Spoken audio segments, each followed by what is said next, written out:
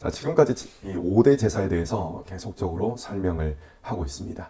이제 이 설명 이후에는 제사장을 세우는 이야기가 이어집니다. 제사장 위임식이 이제 이루어지는 것입니다. 지금 우리는 하나님 앞에 서는 것이 어렵지가 않습니다. 하나님 앞에 서는 것, 이것은 오직 하나님의 은혜로 가능해졌습니다. 하나님께서 베풀어 주신 은혜 안에서 지금까지 욕심에 이끌려 세상의 가치관을 따라 살아왔구나 라는 사실을 깨닫게 되는 것이고, 이것도 은혜로 깨닫게 되는 것이고, 또 예수 그리스도를 통해 베풀어 주신 은혜를 통해서 회개하게 되는 것입니다. 또 이 예수 그리스도를 믿는 믿음을 통해서 의롭다고 칭함을 받게 되는 것이죠. 즉 칭의의 은혜를 받게 되는 것입니다. 그러니까 모든 것이 은혜입니다. 이처럼 우리는 은혜를 통해서 깨닫고 회개하며 칭의를 받는 그런 은혜의 시대를 살고 있는 것입니다.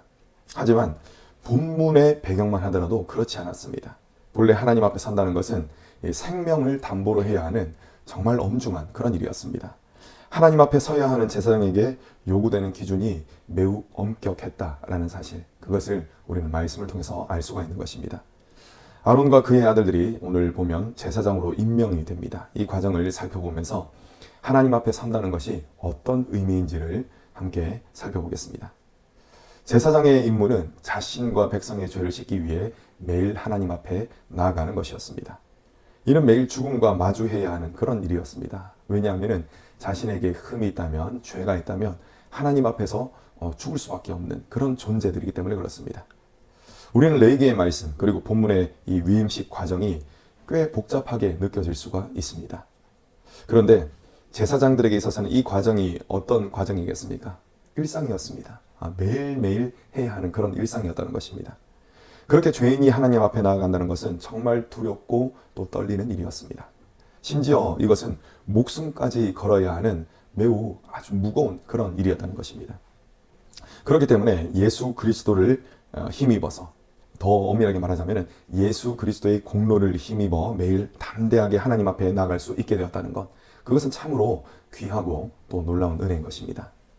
제사장 위임식을 위해서 모세는 회중들을 모았습니다. 온 회중들을 모으라, 이렇게 이야기하고 있습니다. 제사장 위임식은 이처럼 이스라엘 백성 모두가 참석해야 하는 일이었습니다. 그런데 여러분, 성막에 대해서 배우셨지 않습니까? 성막이 그렇게 크지가 않습니다. 성막 앞 공간 그렇게 크지가 않습니다. 그런데 이스라엘 온 회중은 어떻게 됩니까? 모든 회중은 200만 명이 넘어가죠.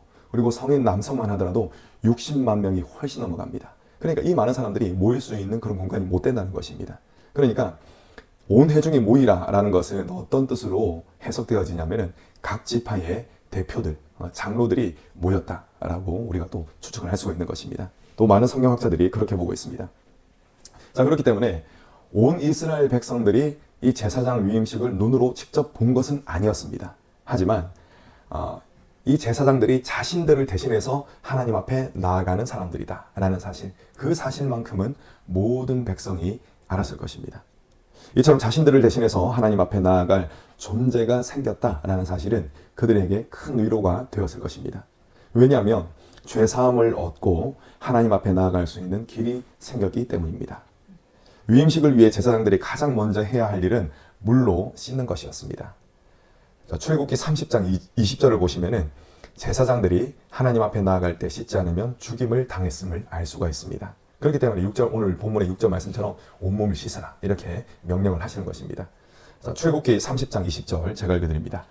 그들이 회막에 들어갈 때에 물로 씻어 죽기를 면할 것이요. 아멘. 물로 씻어서 죽기를 면할 것이다, 이렇게 말씀하고 계십니다. 하나님 앞에 나아가는 사람은 정결함을 위해서 반드시 씻어야 했습니다. 오늘날 우리가 하나님 앞에 나아갈 때는 이처럼 정결을 위한 예식을 하지는 않습니다. 물론 몸을 깨끗이 하고 또 단장하는 것, 그것은 반드시 해야 되는 기본적인 일입니다. 하지만 이 일을 하지 않는다고 해서 죽임당하지는 않습니다. 오늘날은 그렇습니다. 우리가 하나님 앞에 나아갈 때 외모를 정갈하게 하는 일, 그것도 물론 중요하겠지만 그것보다 더 중요한 일은 무엇입니까? 그것은 바로 우리의 마음을 정결하게 해야 한다는 것입니다. 그렇기 때문에 하나님 앞에 나아갈 때 우리는 정결 예식을 하는 대신에 하나님의 은혜 안에서 마음을 정결하게 해야 하는 것입니다. 만약 마음이 정결하지 않다면 이는 그가 가지고 있는 믿음이 잘못되었다는 것을 보여주는 증거가 될 것입니다.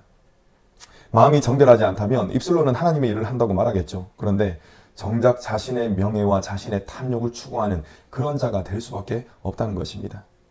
얼마나 그런 일들이 많이 일어나고 있는지 모릅니다. 제가 한동안 정말 괜찮게 봤던, 솔직히 표현하자면 좋게 봤던 그런 또 사역자가 있습니다. 근데 최근에 정말 실망스러운 그런 사건이 있었습니다. 저는 그 사역자가 하나님, 성령 이런 말들을 많이 해가지고 정말 하나님의 일에 크게 쓰임받는 사람이구나. 그리고 실제로 그 사람의 리더십을 따르는 사람들이 정말 많았습니다. 특별히 젊은 사람들이 정말 구름대와 같이 그렇게 그 리더십을 따랐습니다. 그런데 최근에 들려지는 그런 소식을 보면 매우 실망스러웠습니다. 결국 그가 추구했던 것이 개인의 부였던 것이고 또 개인의 명예였던 것이고 자신의 욕심이었다라는 것이 드러나는 증거들이 보여졌던 것입니다. 그래서 얼마나 큰 충격을 받았든지 모릅니다. 저는 그 사건을 접하면서 사람이 참으로 연약한 존재구나. 이 주목받고 높은 위치에 가면은 정말 이렇게 꺾어질 수밖에 없는 그런 연약한 존재구나 라는 사실을 깨닫게 되었습니다. 여러분, 이처럼 사람은 연약합니다. 그렇기 때문에 우리의 삶의 매 순간에 누가 필요하십니까? 예수 그리스도가 필요하다는 것입니다. 입술로만 예수님 한다고 예수님께서 내 안에 계시는 것이 아닙니다. 예수님의 그 말씀에 순종하고자 해야 한다는 것입니다. 그러면 순종하는 것이 무엇입니까? 그것이 마음의 정결함을 가지라는 것입니다. 여러분, 마음의 이 정결함을 위해서는 자신의 힘을 의지해서는 안 됩니다. 매 순간 예수 그리스도를 의지해야 한다는 것입니다. 그렇기 때문에 매 순간 정신을 차리고 예수님 의지하며 기도해야 한다는 것입니다.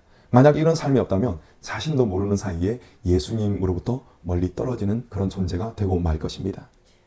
정결하지 않은 모습으로 하나님을 찾는 사람들은 겉으로 볼 때는 물론 기도하는 사람처럼 보여지겠죠.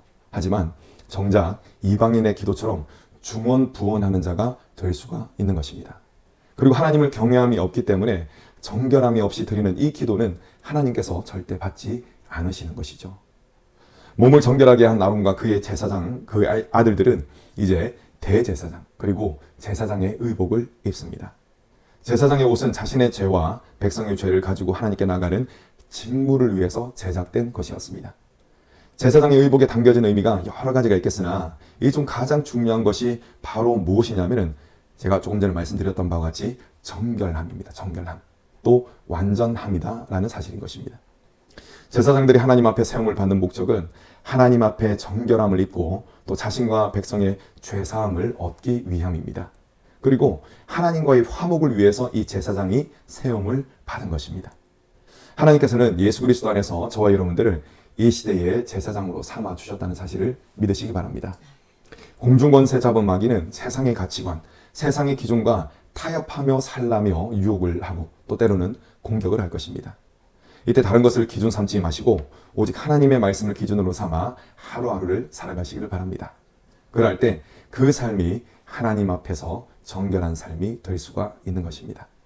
하나님의 말씀 안에서 매 순간 승리하는 생활을 하시는 저와 여러분 되시기를 예수 그리스도 이름으로 축원합니다. 아멘.